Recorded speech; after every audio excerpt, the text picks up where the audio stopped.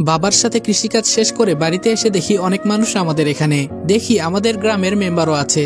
আমি মনে মনে চিন্তা করছি কি ব্যাপার, এত মানুষ এখানে কেন? আমি বললাম ঈশা, এই ঈশা। ঈশা বলল কি হয়েছে ভাইয়া? আমি বললাম এইদিকে আয় তো। ঈশা বলল কি হয়েছে? আমি বললাম আমাদের বাড়িতে এত মানুষ কেন? ঈশা বলল ভাইয়া তুমি শুনো নাই, বাবার কাছে নাকি মেম্বার 1,50,000 টাকা পায়। আমি বললাম কি এত টাকা? ঈশা বলল হুম ভাইয়া। আমি বুঝতেছি না এত টাকা কিভাবে। আমি বাহিরে এসে দেখি বাবা মেম্বার সাহেবকে বলছে আমাকে কয়েকদিন সময় দিন, আমি আপনার টাকা দিয়ে দিব।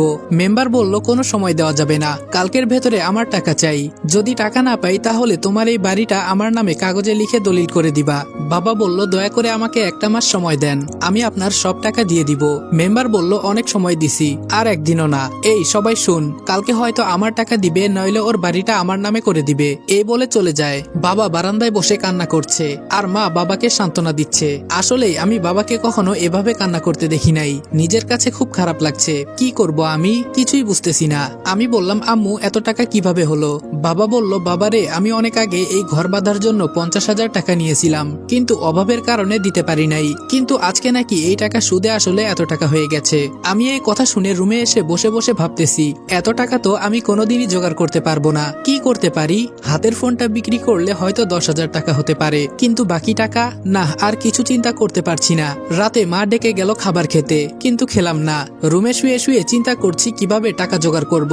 কখন যে ঘুমিয়ে গেছি বলতে পারি না। সকালে যখন ঘুম ভাঙলো তখন শুনি আম্মু কান্না করছে। আমি তাড়াতাড়ি আম্মুর রুমে গিয়ে দেখি বাবার গলায় দড়ি ঝোলানো ফ্যানের সাথে, আর আমার মা বাবার পায়ে ধরে কান্না করছে। আমি ফ্যান থেকে বাবাকে ধরে বিছানার উপরে রাখলাম। আজকে কেন জানি মনে হচ্ছে আমাকে ছায়া দেওয়ার মতো কোনো মানুষ আর নেই।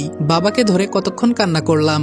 বাবার কাফনের কাপড় সবকিছু রেডি করে বাবাকে কবরে রাখা হলো। আজকে এই টাকার জন্য আমার বাবা মারা গেছে। আমি ছাড়বো না কাউকে, সব কয়টাকে দেখে নিব। শুধু একটু সময়ের অপেক্ষা।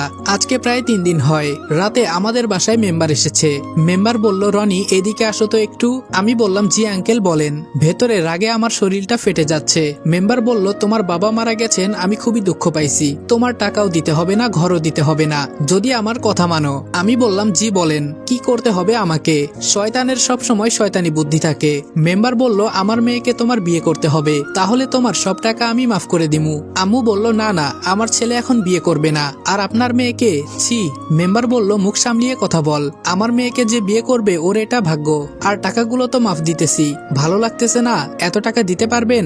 আমি বললাম আমাকে একটু চিন্তা করতে দেন, আমি আপনাকে পরে জানাবো। মেম্বার বলল কোনো চিন্তা করা করি নাই, হয়তো টাকা দিবা, নইলে আমার মেয়েকে বিয়ে করবা। যাই করবা তাড়াতাড়ি বলো, আমার অনেক কাজ আছে। আমি বললাম এত টাকা আমি কই পাবো? বর্তমানে বিয়ের কথা বলি, পরে যা হবার তাই হবে। মেম্বার বলল কি হলো বলো। আমি বললাম জি আমি রাজি, আপনার কথায় আমি আপনার মেয়েকে বিয়ে করব। মেম্বার বলল তাহলে আমি আগামীকাল কিছু মুরব্বী নিয়ে এসে বিয়ের দিন তারিখ ঠিক করবো নে, তাহলে আজকে আমি উঠি। এই বলে চলে গেল। আম্মু বলল বাবা তুই এটা কি করলি? তোর বাবার জন্য তুই কুরবানি হতে চাস কেন?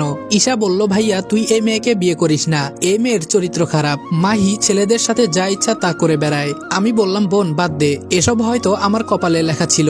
আম্মু বলল বাবা তুই এখান থেকে পালিয়ে যা, আমাদের যা হবার তাই হবে, তুই চিন্তা করিস না। আমি বললাম তোমাদের রেখে আমি পালিয়ে যাব, এটা ভাবলা কি করে আম্মু?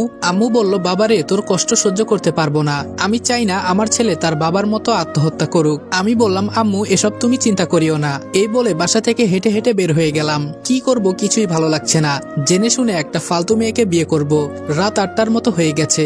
বাঁশবাগান দিয়ে হেঁটে হেঁটে বাড়িতে আসছি। হঠাৎ একটা মেয়ের কণ্ঠে আওয়াজ শুনলাম। শুনেই বোঝা যাচ্ছে এখানে যে কুকাম হচ্ছে। আমি ফোনের লাইটটা বাড়িয়ে দিয়ে বললাম কে ওখানে? ওরা তাড়াতাড়ি কাপড় পরে আমার সামনে এসে বলল কি গো আমার জামাই, তুমি এখানে? আমি বললাম এই নষ্টা মেয়ে, তুই আমাকে জামাই বলবি না। মেয়েটা হলো মাহি, মেম্বারের মেয়ে। রাসেল বলল ধুর ভাইয়া, 2 দিন পর এই জিনিস তো তুমি ব্যবহার করবা, আর একটু পরে আইতা, তবে সমস্যা নেই, বাড়িতে গিয়ে কাজ সেরে ফেলবো। আমি বললাম ছি, তোর মতো মেয়ের কোনো ইজ্জত নাই, শেষে কিনা চাচাতো ভাইয়ের সাথে। মাহি বলল কয়েকদিন পর তো তোমার বাসায় চলে যাব, পরে তো আর ওদের মজা দিতে পারবো না, তাই একটু বেশি করে দিচ্ছি। কেন তোমারও লাগবে নাকি? আমি বললাম দূর হ আমার সামনে থেকে। রাগে আমার শরীর কাঁপছে। জোরে জোরে হাঁটতে লাগলাম। কি করব কিছুই বুঝতেছি না। ঈশা ঠিকই বলেছিল, মাহি খারাপ একটা মেয়ে, যার সাথে ইচ্ছে তার সাথেই। ছি। বাসায় আসার পর রুমে এসে শুয়ে আছি। ঈশা বলল ভাইয়া ঘুমিয়ে গেছো? আমি বললাম না আয়। ঈশা বলল, ভাইয়া তুই মাহিকে বিয়ে করিস না, ও একটা খারাপ মেয়ে, আমার কথা বিশ্বাস কর ভাই। আমি বললাম, আমিও আজকে ওই সামনের বাঁশবাগানে ওর চাচাতো ভাইয়ের সাথে পাইছি, তুই সত্যি বলেছিলি, কি করব বল, এত টাকা তো আমি দিতে পারবো না। ঈশা বলল, ভাইয়া তুই কিছু একটা কর। আমি বললাম, কান্না করিস না, আমি দেখতেছি কি করা যায়। ঈশা বলল, ভাইয়া আমি কি কলেজে ভর্তি হব না? আমি বললাম, হবি তো, তুই চিন্তা করিস না, আর কয়েকটা দিন যাক, পরে আমি দেখতেছি। আম্মু বলল, কি রে তোরা খেতে আয়। ঈশা বলল, চল ভাইয়া, মা ডাকছে। আমি বললাম, আমি খাবো না রে, মনটা আজকে বেশি ভালো না। ঈশা বলল, চল বলছি, আমি তোরে খাইয়ে দিব। আমি বললাম, না রে বোন, খাবো না। ঈশা বলল, না গেলে মায়ের খাবি, চল বলছি। ঈশা আমাকে ধরে নিয়ে খাইয়ে দিতে লাগলো। আসলেই একটা বোন থাকা মানে ভালোবাসার কোনো শেষ নেই। আম্মু হেসে বলল, দেখো ভাই বোনের কি ভালোবাসা। ঈশা বলল, আম্মু আসো আজকে তোমাকেও খাইয়ে দেই। আম্মু বলল, না মা, তোরা খা। খাওয়া দাওয়া শেষ করে রুমে গিয়ে ঘুমিয়ে পড়লাম। সকালে মেম্বার কিছু মুরব্বি আর মিষ্টি নিয়ে এলো। মাহি আর আমার বিয়ের দিন তারিখ ঠিক করে মুরব্বিরা চলে গেল। মেম্বার শুধু একা বসে আছে, আর আমি দেখতে পাচ্ছি ঈশা কান্না করছে। কি করব, আমার তো আর কেউ নেই যে আমাকে টাকা দিয়ে সাহায্য করবে, কেউ যে নেই আমার পাশে। মেম্বার বলল, রনি তোমাকে একটা কথা বলাই হলো না। আমি বললাম, জি আঙ্কেল বলেন। মেম্বার বলল, আঙ্কেল না, বাবা বলে ডাকবা। আমি বললাম, জি কি বলবেন বলেন। মেম্বার বলল, বিয়ের পর তোমাকে ঘর জামাই থাকতে হবে, এইটা আমার মেয়ে বলেছে, ও নাকি আমাকে ছাড়া থাকতে পারবে না। আমি বললাম, আপনাকে ছাড়া থাকতে পারবে না নাকি ডেট করা বয়ফ্রেন্ড ছাড়া থাকতে পারবে না তা খুব ভালো করেই বুঝতে পারছি। তাছাড়া ছেড়ে দেওয়া গরু তো কখনো বাদা ঘাস খেতে চাইবে না, ওদের তো সাতঘাটের পানি না খাইলে হবে না। ছি, এখন মনটা চাইতেছে বাবার মতো আমি সত্যি সত্যি গলায় দড়ি দিয়ে আত্মহত্যা করি।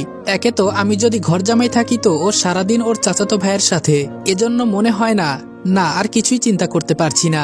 মেম্বার বলল, কি চিন্তা করো জামাই? আমি মনে মনে বললাম, তোর মেয়েকে বিয়ে করলে তো জামাই বলবি। মেম্বার এবার একটু জোরেই ডাক দিল। আমি বললাম, জি কিছু বললেন? মেম্বার বলল, তাহলে তুমি ঘর জামাই থাকতে রাজি তো? আমি বললাম, না আমি পারবো না, আমার আম্মু আর ছোট বোনের কি হবে আমি চলে গেলে। মেম্বার বলল, যদি কিছু না মনে করো আরেকটা কথা বলবো। আমি বললাম, জি বলেন। মেম্বার বলল, তোমার মা আর তোমার বোনকে যদি চাও তাহলে আমি বিয়ে করতে রাজি আছি, দুজনকেই একসাথে বিয়ে করব, তাহলে সবাই একসাথে থাকা হবে। আমি সাথে সাথে মেম্বারকে বিশ্রী ভাষায় গালি দিয়ে বললাম, তোর সাহস তো কম না আমার মা আর বোনকে নিয়ে উল্টাপাল্টা কথা বলিস। বারান্দায় ছিল লম্বা একটা বাঁশ, ওইটা দিয়ে উড়াধুরা মারতে লাগলাম, ফলে মেম্বারের মাথা দিয়ে রক্ত পড়ছে, শরীরের সব জায়গায় পিটাতে লাগলাম। আম্মু আর ঈশা আমাকে ধরে। ঈশা বলল, ভাই ছেড়ে দে। আমি বললাম, ছাড় আমাকে, কত বড় কলিজা শালার, আমার মাকে বিয়ে করবি, আয় আজকে দেখাই। মেম্বার ঘর থেকে বেরিয়ে বলে, তোরে আমি দেখে নিব, এই কথাটা মনে রাখিস। আমি বললাম, আম্মু আমাকে ছাড়ো তো, শালাকে আজকে মেরে ফেলবো। ঈশা বলল, ভাইয়া শান্ত হ। আমি বললাম, কিভাবে শান্ত হব বল, আজকে আমার কেউ নাই দেখে কি কথা বলে গেল তোদের নিয়ে, এই বলে কান্না করতে লাগলাম। আম্মু বলল, বাবা কান্না করিস না, ও একটা খারাপ মানুষ, তাই বলে কি আমাদেরও খারাপ হতে হবে? আমি বললাম, ও কি কথা বলে গেল আম্মু?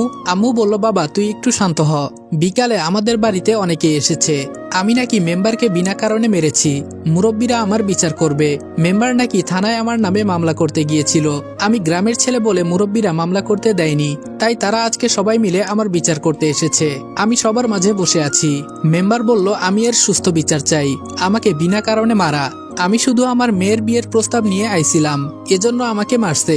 আমি বললাম, মিথ্যা কথা আমার সামনে বলবি না। মুরব্বী বলল, তোমার সাহস তো কম না, একে তো আমাদের গ্রামের মেম্বারকে মেরেছো, আবার আমাদের সামনে বেয়াদবের মতো কথা বলো। মেম্বারকে সবাই মিলে অনুমতি দেওয়া হলো তার ইচ্ছা মতো আমাকে জুতা দিয়ে মারবে, মেম্বারও তাই করলো, আমি শুধু মুখ বুজে সহ্য